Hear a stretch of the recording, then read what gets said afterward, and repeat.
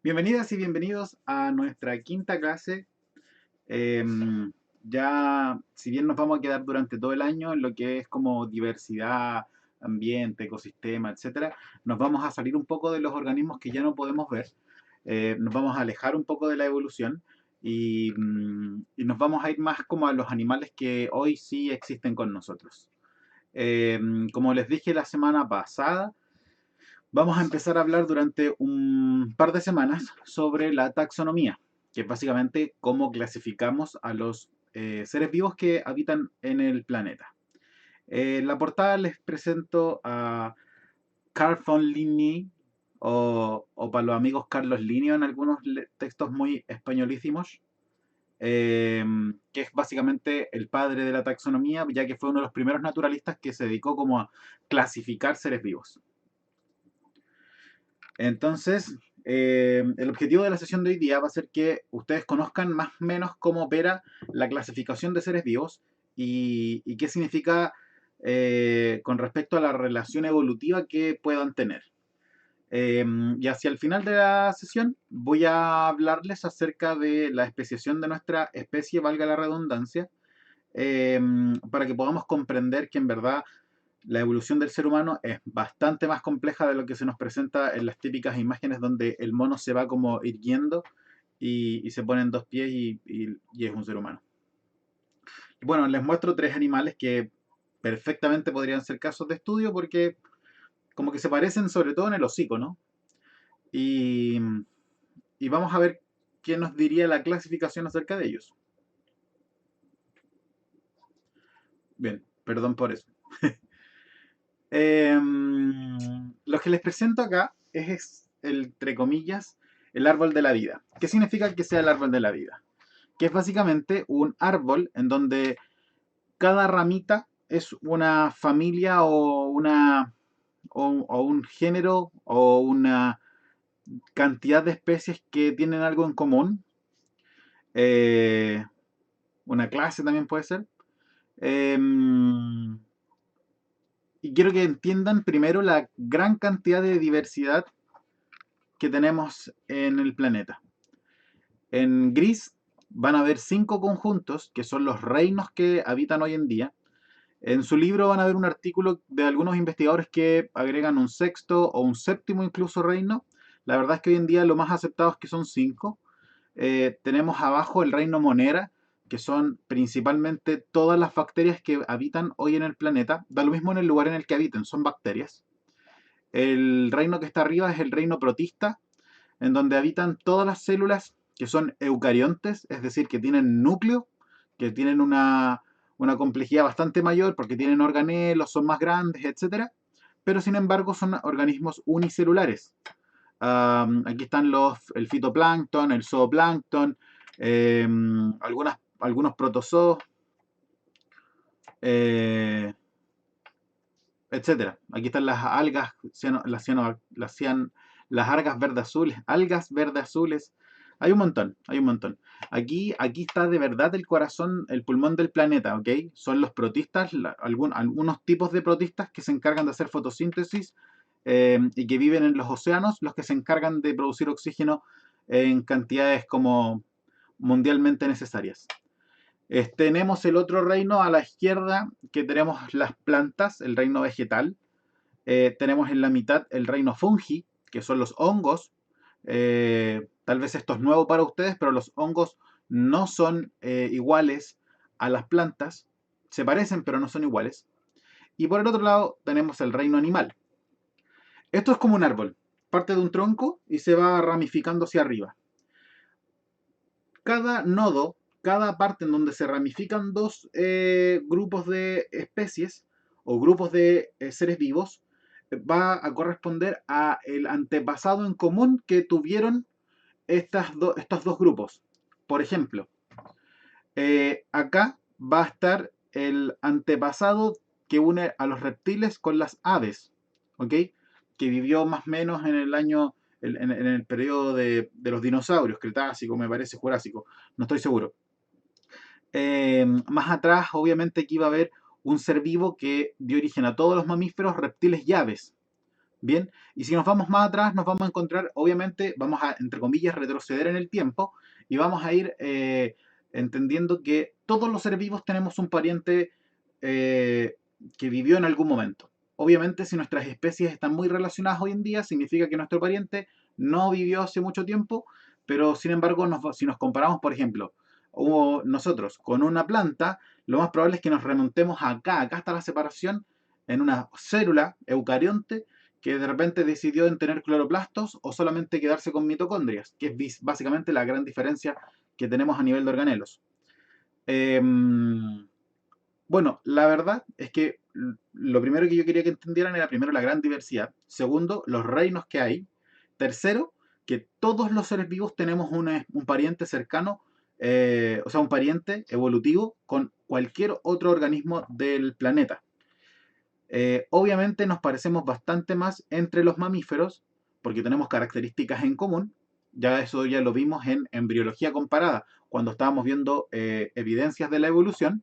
Pero además, eh, si nosotros echáramos para atrás, podríamos perfectamente dar un antepasado que tengamos en común con las plantas o con incluso las bacterias. Este, este último reino, digamos como el más primitivo, responde a que probablemente el antepasado en común para todos los seres vivos haya sido una bacteria.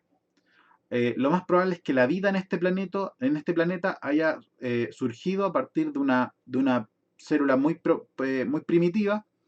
Eh, Obviamente no se le conoce, teóricamente se le conoce como LUCA, por la abreviación de Last Uncommon, o no, Last Universal um, Common Ancestor, algo así, como el último ancestro eh, universal en común. Bueno, la cosa es que este es un árbol de la vida, básicamente quiero que entiendan cómo se forma, ¿ok? Lo más importante es que en cada ramificación significa que ahí en el nódulo donde se separan las ramas es porque es nuestro antepasado en común. E insisto, todos los seres vivos estamos emparentados. Obviamente, unos más cercanos que otros. Ahora, eso es como una forma linda de ponerlo, porque en realidad el árbol debiera ser así. Fíjense como que en verdad hay tremendas y grandes ramificaciones. Y aquí también los tenemos más o menos separados por complejidad. Fíjense que el árbol apenas nace, rápidamente salen todas las bacterias. Luego están aquí debieran estar como los protozoos o el reino protista. Aquí están los hongos. Lo más probable es que aquí estén todos los vegetales. Y hacia acá están todos los animales. ¿Ok? Entendiendo que cada punto en los que llega al final en la circunferencia es una especie distinta. Entonces, la taxonomía, entendiendo esta gran diversidad de especies que tenemos, y solamente si contamos las que hay vivas hoy en día, si contamos las que han existido, este podría ser perfectamente 3 o 4 veces más grande, incluso más. Eh, la cosa es que necesitamos clasificar a los seres vivos por varias razones. La principal es entender su evolución, entender su adaptación y entender cómo las distintas especiaciones a lo largo del tiempo se han comportado y han dado origen a las especies que nosotros conocemos. La segunda razón es una cuestión idiomática. Nosotros conocemos al perro como el perro, pero los estadounidenses lo conocen como el dog. Y si fuéramos a cualquier otro país, lo conocen con un nombre distinto. Por lo tanto, necesitamos sentar bases mundiales para que cuando yo nombre a una especie, en todo el mundo se sepa de que estoy hablando con esa especie y no dependa de un lenguaje. Por lo tanto, la taxonomía tiene esa relevancia de agregar la universalidad y además el entender los pasajes evolutivos que ha tenido una especie. Entonces, fíjense acá, por ejemplo, tenemos los animales. A los animales yo perfectamente los podía dividir en cómo se reproducen, si por crías vivas o por huevos, en un cierto tipo de reptiles. Los mismos reptiles yo los puedo separar en si, por ejemplo, tienen piernas o no. Los mamíferos los puedo dividir en, no sé, en cómo caminan o cómo se comportan. Y, eh, bueno, depende de cada criterio, yo puedo separar y separar y separar. Obviamente hay más mamíferos que solamente primates y roedores. Pero dentro de estos mismos grupos de serpientes yo puedo decir cuántas serpientes hay, algún criterio que separe, entre los cocodrilos también, entre los roedores, entre los mismos primates que somos nosotros.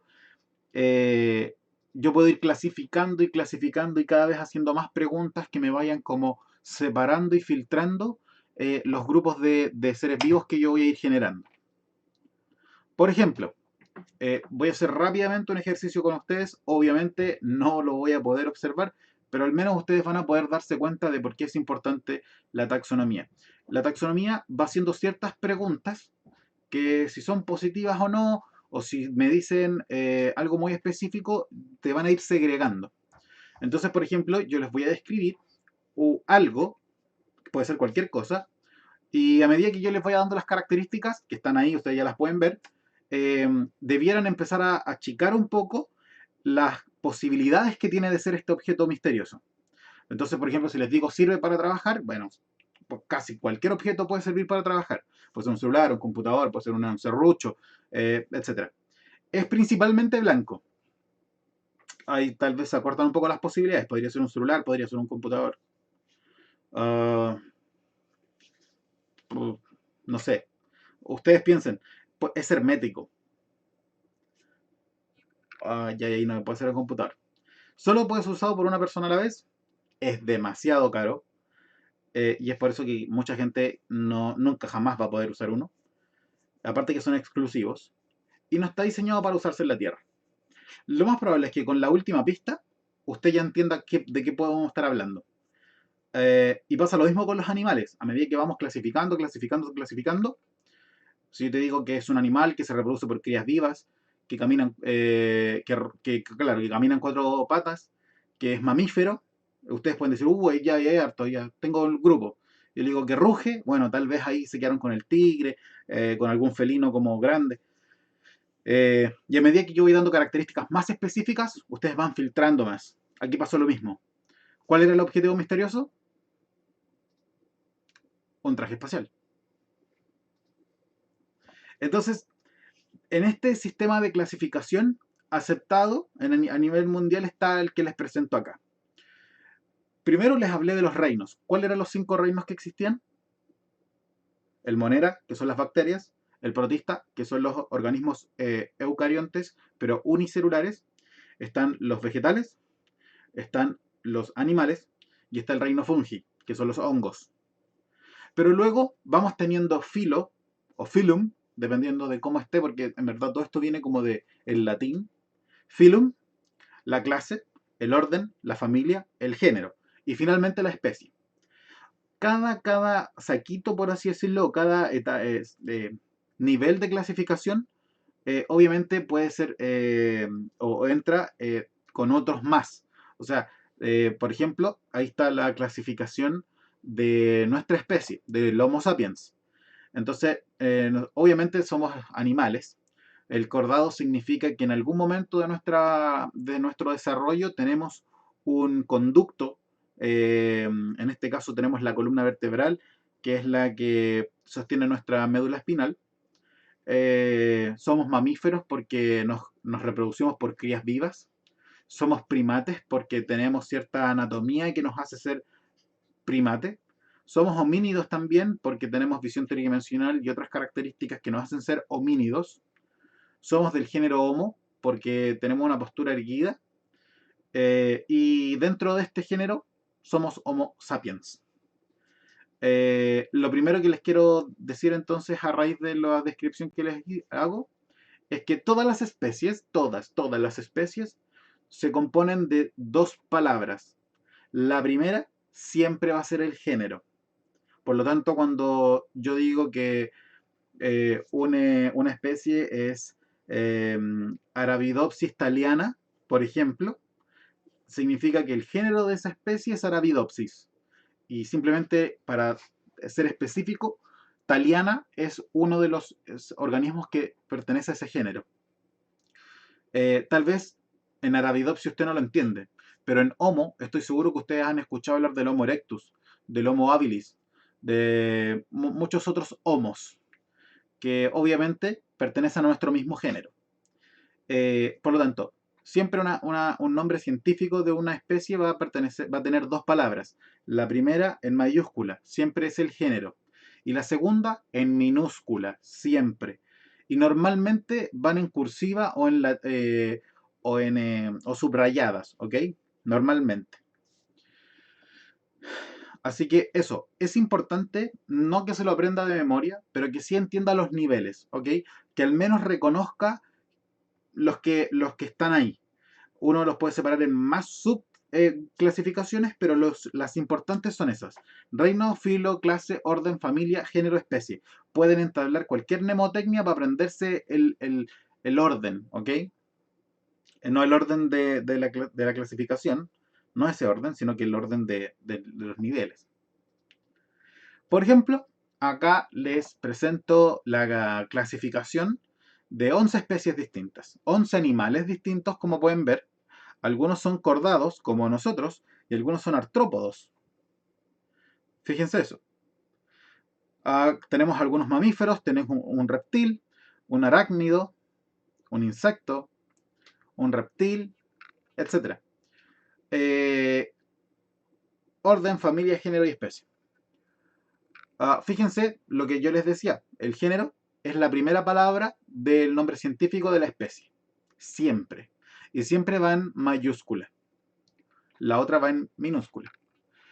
Quiero que entiendan de acá otra cosa. La relación evolutiva que hay entre dos especies.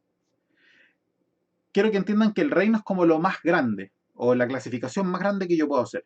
Y así voy como hilando fino hasta llegar a la especie, o al género si usted quiere llegar. Si tengo dos especies, y estas dos especies tienen el mismo reino, filo, clase, orden, familia y género, significa que están tremendamente emparentadas. Si solamente tienen en común el reino, significa que su antecesor o su ancestro evolutivo en común está bastante alejado.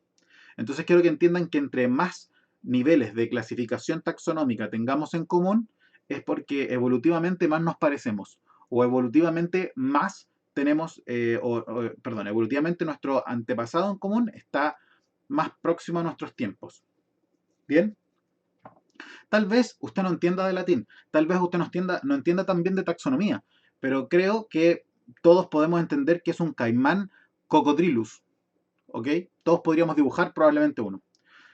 A veces, la gente que puede ser más entendida, un Ursus, también podría entender algo, sobre todo porque hay un Pokémon que se llama Ursaring. Python. Esto es tal vez para los que entienden un poco más de programación. Sabemos los que Python es una serpiente. Bueno, si ustedes quieren, pueden perfectamente buscar esos animales y entender un poquito más por qué tienen ese orden, que algunos miren, incluso es carnívoro, etc. Bueno, ahora vamos a entrar un poco en cómo fue la evolución humana. Esos monitos donde está el monito y se va parando, etc., son muy característicos de la descripción de la evolución de la especie humana. Más sin embargo, fíjense, este es solamente en la ramificación de los primates o de los simios en general. Fíjense que aquí teníamos el ancestro común entre todos los prosimios primitivos, todos los simios, y rápidamente salieron estos que pueden ser los eh, lemures, por ejemplo, o esos monos que andan más colgados de los árboles, son más chiquititos y que normalmente suelen tener una cola bastante versátil y fuerte. Luego, esto hace 50 millones de años atrás. Pero luego hubo una gran división hace 30 millones de años atrás en donde tenemos los monos del viejo mundo y tenemos los monos superiores, que son como hominoides, ¿ok? Que se pueden parar en dos patas y moverse en dos patas. Aquí tenemos al gibón, al orangután, al gorila y al chimpancé. Y aquí podemos entender en qué momento, hace un poquito menos de 10 millones de años atrás, ocurrió la separación entre el chimpancé y nosotros. hace 10 millones de años atrás, un poquito menos. Esta separación, aún así, pareciese como de que, nuestro antepasado en común eh, más próximo es el chimpancé. No es del todo correcto, porque fíjense, aquí veníamos como hace 6 millones de años atrás y tenemos especies distintas. Tenemos el Australopithecus, tenemos, bueno, Australopithecus afarensis es una especie que se suele nombrar bastante en la evolución del ser humano, más sin embargo, no dio origen a ninguna especie conocida. Fíjense que dio origen al Paranthropus y al Boisei y al Robustus, y ambas se extinguieron hace 1 millón de años atrás. La ruta que nos más debiera interesar es el Australopithecus anamensis, que dio origen a, a este ser que no sé si es el Homo habilis, porque el Homo habilis partió de acá, pero se originó acá. Después el Homo ergaster, el Homo antecesor, el Homo rhodensis o rhodesiensis y el Homo sapiens. Lo importante del Homo sapiens es que el Homo sapiens convivió con el Homo neanderthalis o el Homo neanderthalensis y el Homo floresiensis. Las teorías más aceptadas hoy en día es que el Neandertal se mezcló con el Homo sapiens. A pesar de ser especies distintas, se mezclaron. ¿Ok? Eh, de hecho, hay estudios genéticos que uno se puede hacer para saber cuánto del porcentaje de mi material genético es Neandertal. Porque el Neandertal solamente se mezcló con la población africana y creo que europea. Entonces la parte asiática de este planeta no tiene ese porcentaje pequeño de Neandertal. Que no significa ser más tonto ni más primitivo ni nada, sino significa tener una, mm, una variabilidad un poco mayor, pero estamos hablando de hace 500.000 años atrás. Eh, Ahora fíjense que, obviamente, por una cuestión obvia, somos la única especie viva en este mundo de toda la ramificación de los homínidos superiores desde hace un poco más de 6 millones de años atrás. O sea, de toda esta gran ramificación quedamos nosotros. Evidentemente, aquí un desarrollo tremendo del cerebro, del razonamiento, de la creación, etcétera. Bien, para representar las relaciones, los parentescos y los tiempos, normalmente hay dos tipos de expresión. Primero está el cladograma. El cladograma es muy similar al árbol que les mostré en un principio, más sin embargo muestra simplemente una relación. Es, por ejemplo, aquí muestro mamíferos y reptiles. Y aquí voy desglosando reptiles, desglosando. Y al final me quedo con las aves. Aquí en los cladogramas se separan por clados, que son básicamente criterios que yo digo, aquí yo tiro para acá, aquí tiro para acá. Y es como colocar casi arbitrariamente los animales. El árbol filogenético es un cladograma, pero es más específico, porque me muestra una relación evolutiva. Aquí yo no puedo asegurar que la tortuga se parece más a la serpiente que al cocodrilo. ¿Ok? No lo puedo asegurar, porque el cladograma quizás está separando por extremidades, o quizás cuál es el criterio por el que está separando. En cambio, el árbol filogenético necesariamente necesita tener una relación evolutiva como criterio. Y además la temporalidad. Evidentemente es lo que yo les decía. Si la ramita es más larga, significa que ha vivido durante más tiempo. Si es más chiquitito, significa que es reciente. Entonces, eh, el árbol filogenético es un tipo de cladograma. ¿Bien? Bien, chicos, chicas, espero que hayan tenido nociones de lo que es la taxonomía. Les voy a subir una guía para que puedan sentirse naturalistas taxonómicos por un momento y entiendan que las relaciones, si uno entiende un poco de taxonomía, eh, las van a entender mejor, van a saber un montón de otras cosas y hasta pueden encontrarse con algún dato curioso. Eh, Cualquier cosa, nos veremos en el chat. Pórtense bien, cuídense mucho. Si están viendo este video desde YouTube, suscríbanse, es gratuito. y me ayudarían un montón. Gracias.